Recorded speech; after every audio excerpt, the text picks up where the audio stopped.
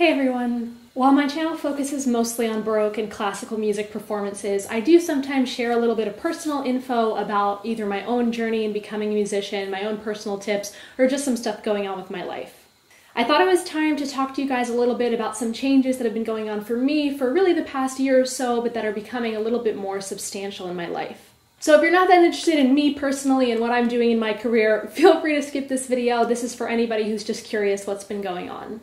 Some of you may know that I relocated from the East Coast, Boston, Massachusetts, to Los Angeles in California in spring of 2017.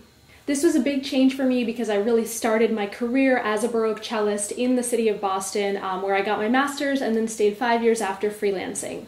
I had built up a really great career in Boston, founding Emergence Quartet, doing solo recitals, teaching and flying all across the country, doing performances and solo concerts, and having tons of students as well, so I really had a great career in Boston.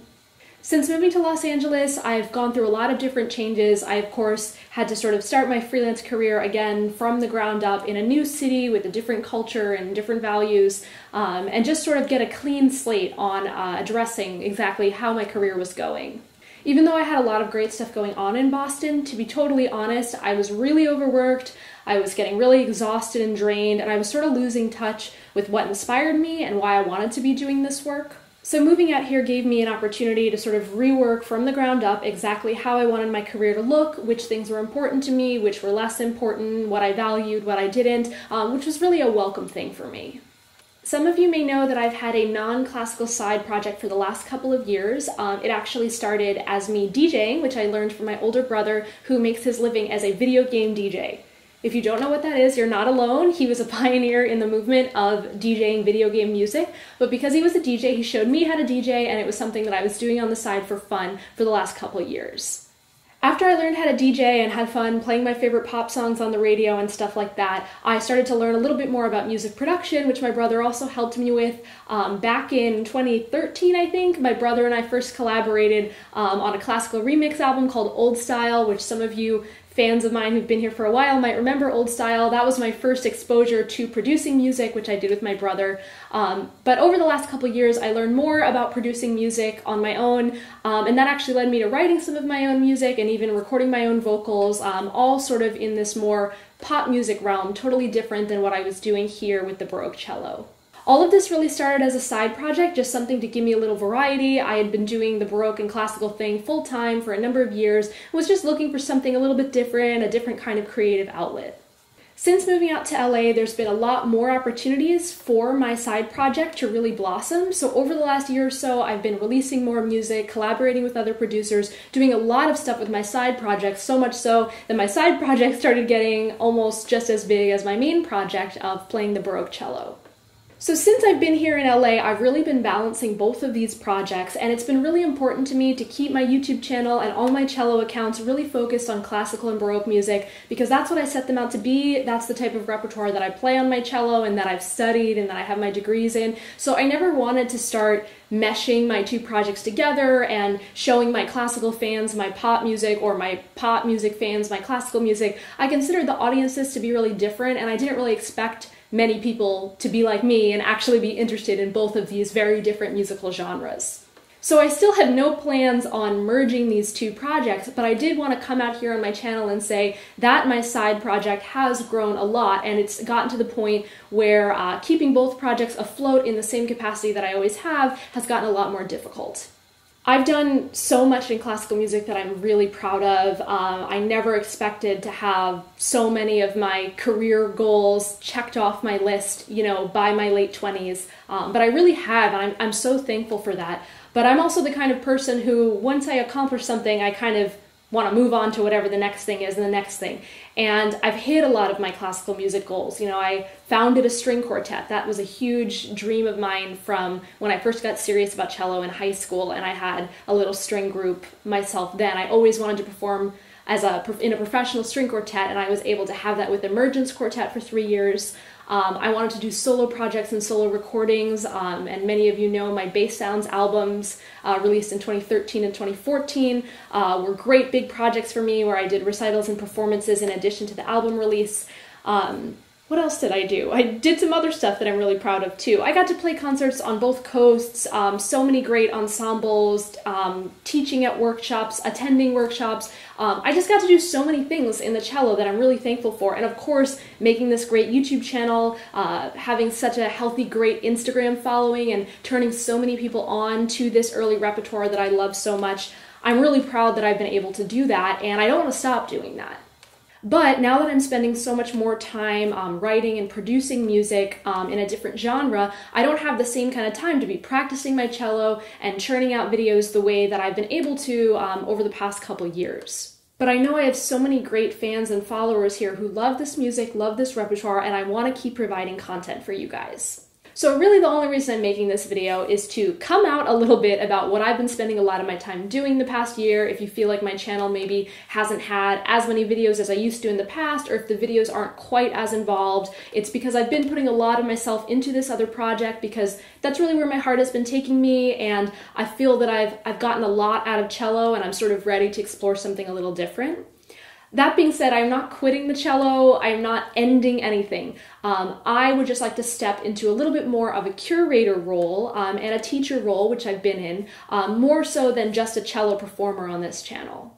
If you are a subscriber on the channel, you've probably seen that I do feature other early music and Baroque music people playing on period instruments here, and I want to continue to do that. I actually have found that some of the people that I've featured have higher performing videos than my own on the channel, which I think is great, because I'm getting, views and traffic to these awesome performers who are maybe just getting their YouTube channel started and just building up their following, and I can help sort of expose them to more people.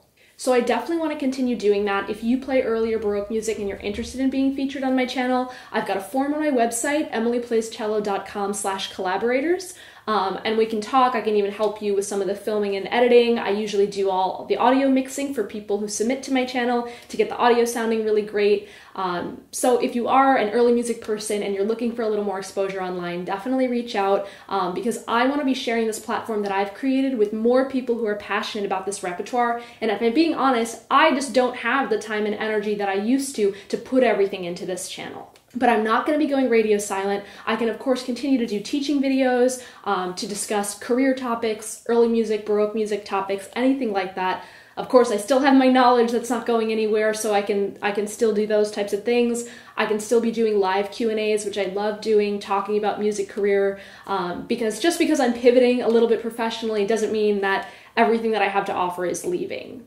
If you're a loyal subscriber to this channel and there's something you've really been wishing for here on the channel, definitely don't hesitate to leave a comment. I'm listening to you guys more than ever because I want to be expanding the channel. I don't want it to be just only about me playing the cello, as I've been saying in recent months. I want it to include so many different Baroque music, early music, classical music, musicians and topics, and just really have this be a hub for this type of thing. One of the things that I always felt was lacking in classical music, and that I've tried to fill the role of, is there aren't a lot of great role models out there who are questioning, some of the more difficult aspects of going into classical music and, some of the more challenging aspects. I think a lot of the role models, unfortunately, tend to be of the older generation, and we don't have a lot of people speaking to young musicians starting out about the problems they may face in college, the problems they may face after graduating, and I still really want to be a resource in that way and a role model in that way too, showing young people that you can be a classical musician in this day and age, you can make your living that way, you have to be creative, you have to be hardworking, you have to be self-directed, but if you are all those things, you can absolutely make a career doing this.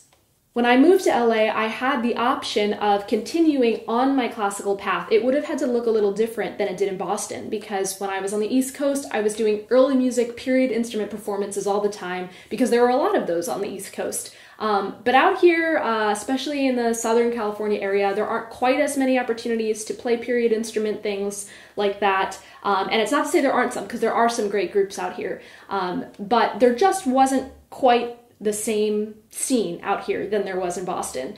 So if I wanted to continue making my living just through cello, I would have had to expand to doing more modern cello gigs. Many of you know that I don't really perform on my modern cello very much. My bachelor's degree is in modern cello, and I do teach lessons on it, but pretty much all my performing was limited to the Baroque cello just because that's what I wanted to be doing. So if I wanted to keep making my career happen in classical music out here in LA, it just would have meant taking more modern cello gigs and expanding the type of work that I did on the cello, because I didn't do that type of work so much in Boston.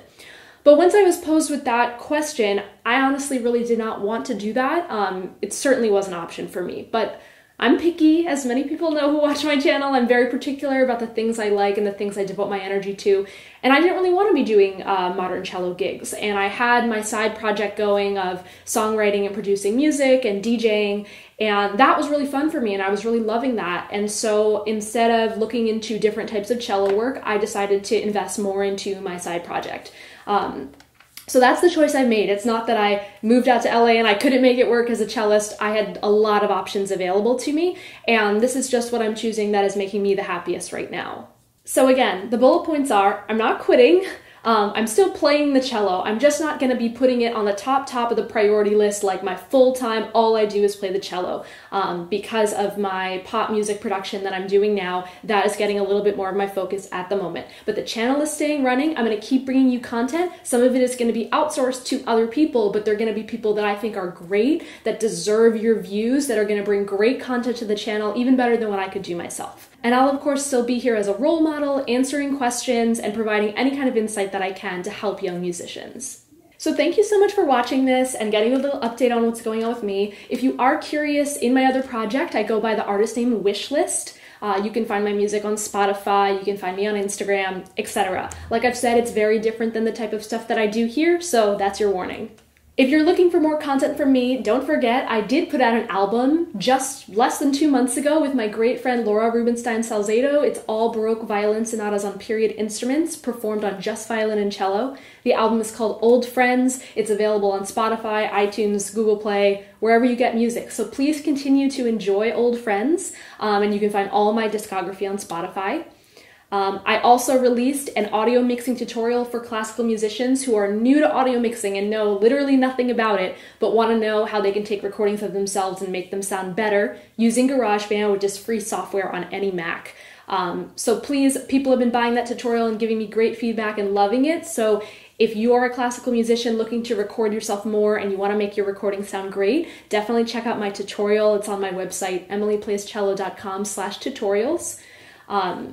And I really encourage so many people, classical musicians especially, get your YouTube channels going. I want to be featuring people. I can send you traffic. I never had anybody, able to do that for me, direct people to my YouTube channel, but it makes such a difference in getting your channel off the ground and getting subscribers. So I really do want to be offering that to more classical musicians, because I want all of us putting our playing out there, not being so scared, not being so self-conscious, because people love the music and they want it, so there's no reason to be overcritical of ourselves. We should be getting our playing out there as much as possible. That's always been my philosophy. That's how I've gotten all my following, is because I was brave enough to put my playing out there, even if it wasn't perfect, because nothing is. It's that bravery that will give you the return. So I just want to continue to encourage classical musicians to be brave and to share their playing.